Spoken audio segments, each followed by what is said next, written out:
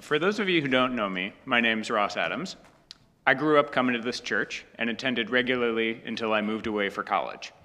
But in 2024, my wife and I decided to move back to my hometown of Geneva, and we started attending UUSG again. In today's testimonial, I'd like to tell you how this church had an impact on me as a kid, what brought me back to this community as an adult, and what I hope for the future.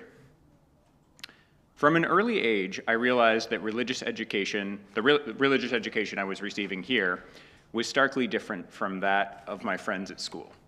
I remember learning about other religions around the world, not being told that there was like one true path to follow.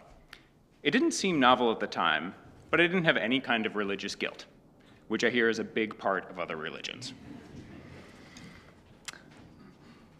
The church was a place that I was always accepted. I was a bit awkward in middle school and high school, so school wasn't always a great experience. But whenever I'd come to church, it was a different group of kids who were always kind. It gave me a group of friends totally separate from school that I was grateful for. I remember staying up all night at Halloween lock-ins trying to build the best haunted house, discussing joys and concerns in the basement, and generally laughing a lot. I went on 4 Habitat for Humanity trips while I was in high school, and those trips taught me a lot about myself and the world around me. I didn't know anything about construction before going, but I felt pretty confident swinging a hammer after a week of practice. Each trip was an intense bonding experience with the whole group, which I'm grateful for. And building houses in communities with high rates of poverty opened my eyes to how lucky I was and how not everyone has enough. So what brought me back? My wife Elizabeth and I met at Second Unitarian in Chicago, and we attended UCE in Evanston for a few years when we lived in Rogers Park.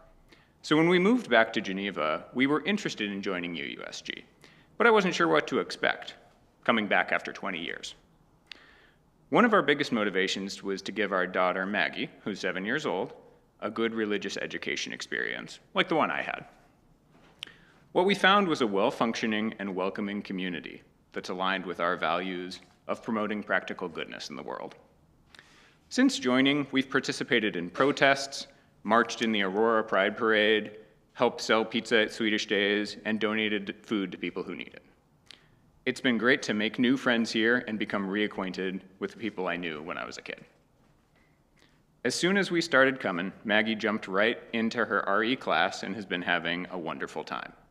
She especially likes the donuts that Becky brings around during class each week. This was not a feature of RE when I was a kid, and I think it's a winner. She also recently completed a K-2 OWL series, which helped her ask good questions. All right, so what do I hope for the future? This one's pretty simple. I hope Maggie has a positive experience growing up just like I did. I hope she continues to question everything, develops friendships, and finds community in this place. I hope the good work this church is doing continues, and that my family and I can continue to participate and contribute to it.